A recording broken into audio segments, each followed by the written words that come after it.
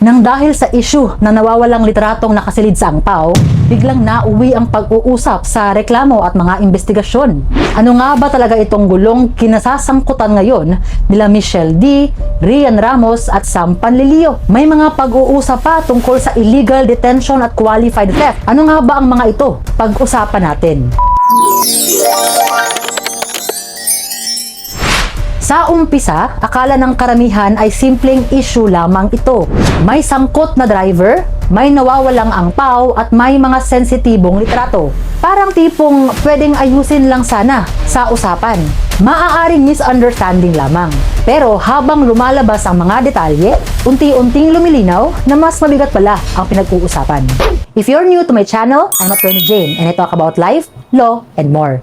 Ayon sa mga bali-balita, madaling araw di umano ng January 17, galing daw sa taping ang aktres na si Rian Ramos kasama ang kanyang personal driver, na kilala bilang alias Totoy. Pagdating nila sa isang kondo sa Makati ay doon na raw nagsimula ang komprontasyon. Mula sa issue ng nawawalang litrato, nauwi raw ito sa pananakit at sa paratang na hindi na siya pinayagang umalis. Mula sa isang aligasyon ng pagnanakaw, biglang pumasok ang mga seryosong mga salita katulad na lamang ng illegal detention at pananakit. At hindi lamang po isang tao ang nadawit sa reklamo, kundi nasangkot din si Rian Ramos, beauty queen actress Michelle D, at dating beauty queen na si Samantha Panlilio. Ngayon, dalawang panig ang may magkakaibang kwento. Kaya naman ngayon ay pag-uusapan natin kung paano nga ba nagsimula ang kwento. Ano ang sinasabi ng bawat panig at nasaan na nga ba ang reklamo ngayon? Balikan natin ang kalagitnaan ng Enero. Si alias Totoy ang personal driver at assistant daw di umano ni Rian Ramos. Ibig sabihin po ay matagal na silang magkakilala. May tiwala sa isa't isa at kasama sa araw-araw na galaw. Ayon sa mga bali-balita ay may isang angpaw na nawawala. At sinasabing may mga lamang sensitibong litrato daw di umano ito. At dito na nga nagsimula ang tensyon. Kapag naman kasi po sensitibo ang usapan at mataas ang tensyon, madalas mabilis ding uminit ang sitwasyon. Ayon kay alias Totoy, nang natapos daw ang taping ni Rian Ramos, umuwi sila sa kondo ng aktres sa Makati City bandang alas 3 ng madaling araw. At doon na raw nagsimulang magbago ang lahat. Sa kaniyang salaysay sa media at sa NBI, sinabi ni alias Totoy na pagdating daw di umano nila sa condo unit, siya raw ay biglang hinarang, hinawakan at binugbog ng mga bodyguard. Kahit daw di umano siya ay nagmakaawa, ay hindi raw tumigil ang mga pananakit ng mga ito. Dagdag pa niya ay hindi raw siya pinayagang umalis sa unit at may mga taong nagbabantay sa kanya. Ito ay dahil daw di umano siya ay napagbintangan na siya ang kumuha sa litratong nawawala sa angpaw. Mahalaga pong tandaan mga kaibigan na ayon sa batas, kapag ang isang tao ay pinagkaita ng kalayaan ng walang legal na basihan, kahit walang posas o kahit wala mang kulungan, maaari po itong pumasok sa konsepto ng illegal detention. Mahalaga ring linawin na sa ilalim ng ating batas ay may dalawang uri ng illegal detention, serious at slight. Pareho silang tumutukoy sa sitwasyon kung saan ang isang pribadong individual ay illegal na pinagkaita ng kalayaan ang isang tao. Ibig sabihin po ay hindi niya ito pinayagang umalis, hindi binigyan ng kalayaang kumilos nang walang legal na basihan o utos ng korte. Ang pinagkaiba po ng serious illegal detention at ng slight illegal detention ay hindi ang fact of detention or whether may detention ba o wala, kundi kung may mga partikular na sitwasyon na nagpapabigat ng krimen. Serious illegal detention ang tawag kapag ang pagkakait ng kalayaan ay may kasamang alinman sa mga sumusunod. Tumagal ang pagkakulong ng higit sa 3 araw, nagpanggap na public officer ang salarin, ginamitan ng dahas, pananakot o banta na papatayin ang biktima, o ang biktima ay isang babae, menor de edad o public officer. Samantala, slight illegal detention naman kung pinagkaitan ng kalayaan ang isang tao nang walang legal na basihan pero wala ang mga nabanggit na mga mabibigat na elemento. Tandaan po na ang bigat ng kaso ay hindi nakadepende sa ingay sa social media, kundi sa ebidensyang mapapatunayan sa investigasyon at korte. Knowing all this, mga kaibigan, na mahalaga pong linawin natin na kung ano man po ang mga reklamo ni alias Totoy ay ito ay pawang mga aligasyon lamang at hindi pa napapatunayan. Ito ay bahagi pa lamang ng mga investigasyon. Sa puntong ito po ay wala pang final classification kung ano nga ba ang maaaring maisampang kaso ni alias Totoy, whether slight illegal detention ba o serious illegal detention pa, dahil tulad nga ng sabi ko kanina, ito ay nakadepende sa mga elements na i-allege sa complaint. And in my opinion, bahagi pa po ito ng fact-finding ng National Bureau of Investigation or NBI. Ngayon ay balikan natin ang kwento ni alias Totoy.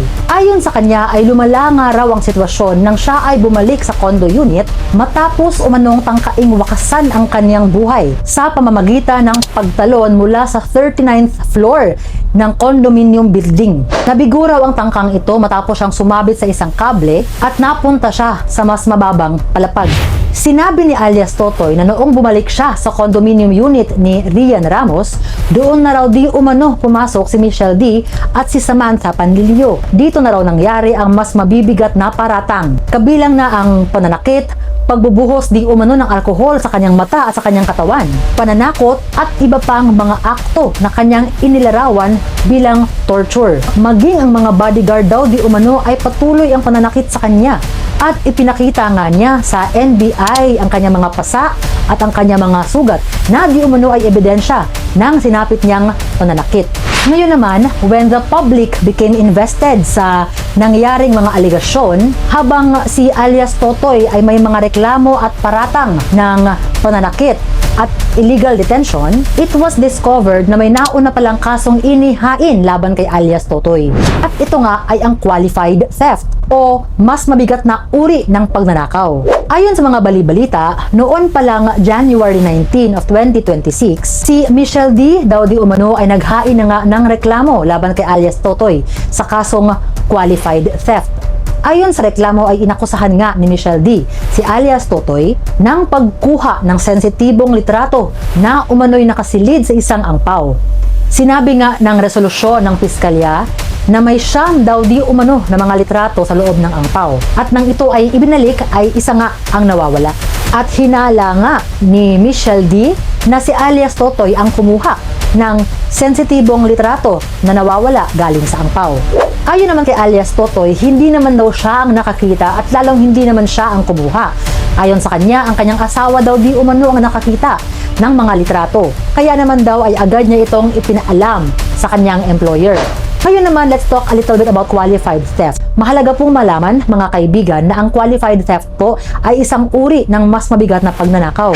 Nagiging qualified po ang isang pagnanakaw kapag ito ay ginawa ng isang tao na pinagkakatiwalaan ng biktima, gaya na lamang ng kasambahay, empleyado, or personal staff. At ginamit nga ng akusado ang tiwalang ibinigay sa kanya upang siya ay makapagnakaw. Dahil sa elementong breach of trust, nagiging mas mabigat po ang parusa ng qualified theft compared to ordinary theft. In some cases po, ang qualified theft is bailable. Ngunit kung ang involved amount ng qualified theft ay may kalakihan nga, there are instances na higher ang degree ng penalty, in which case it may become non-bailable. Dahil sa kaso nga ng qualified theft na isinampa ni Michelle D laban kay alias Totoy ay na-detain nga siya sa loob ng 3 araw. Ngunit mahalaga pong malaman na noong January 22 of 2026 ay ibinasura po ng piskalya ang kasong qualified theft na isinampa ni Michelle D. Ayon sa resolusyon ng piskalya ay walang naging sapat na dahilan para isagawa ang warrantless arrest at hindi nga po napatunayang kakagawa pa lang ng krimen nang nangyari ang pag-aresto. Pagkatapos na ibinasura ng piskalya ang qualified theft na isinampa ni Michelle D, saka lamang po pinalaya from detention itong si alias Totoy. Matapos ang kanyang paglaya ay humingi siya ng tulong sa Volunteers Against Crime and Corruption or VACC. Sa tulong ng VACC ay naghain na nga ng reklamo si alias Totoy laban kay Michelle D, Rian Ramos at Samantha Panlilio sa National Bureau of Investigation or NBI. Ang reklamong inihain ni alias Totoy ay physical assault, torture, and illegal detention. Mahalagang malaman po mga kaibigan na kapag ang NBI na ang humawak ng kaso, ibig sabihin po ay nagiging mas malalim at mas nagiging masinsinan ang investigasyon. Kaya naman dito ay medyo naging komplikado ang sitwasyon. May paratang ng illegal detention, physical assault, torture sa isang panig at may paratang naman ng qualified theft sa kabilang panig. So alin nga ba dito ang totoo? Di kalaunan ay naglabas nga ng statement ang legal counsel ni Michelle D. at Rian Ramos kung saan ay itinanggi nila ang lahat ng paratang. Wala raw naganap na illegal detention at iginiit nila na residente naman daw ng condominium unit si alias Totoy bilang isang personal driver ni Rian Ramos. Sinabi rin ng kanilang legal counsel na ang huling insidente daw di umano ay nung naghain nga sila ng qualified theft laban sa personal driver. At naniniwala sila na ang kasong isinampa daw di umano nitong personal driver ay aksyong ganti lamang. Sa ngayon po ay wala pang detalyadong public statement mula kay Samantha Panlilio ayon sa mga ulat. So nasaan na nga ba ang reklamo ngayon? Ano na nga ba ang estado nito? Sa kasalukuyan po ay walang hatol at walang napapatunayang guilty dahil we are still at the early stage of the investigation. Ongoing pa ang maaaring maging pagdinig sa magkaparehong panig. At sa mga ganitong klase ng reklamo, mahalaga pong tandaan na ang ebidensya at ang due process ang magpapasya, hindi ang opinyon o ingay ng social media. At marami nga ang curious, this is the question, ano nga ba talaga ang nilalaman ng litratong nawawala? Ano kaya ang lalabas sa investigasyon ng NBI? May lalabas kaya ng mga ebidensya na magpapatibay sa aligasyon ng alinmang panig? Sa ngayon, isa lang po ang sigurado, hindi pa tapos ang kwento. At minsan, akala mo ang mga kwentong tapos na ay doon pa lang talaga nagsisimula. Kaya, abangan natin. So I guess that's it for now. Till next time! Legal chit chat on the open road. Shane's got the answers to every code. From contracts to crime, she's got it all mapped. Legal chit chat, and the world's unwrapped.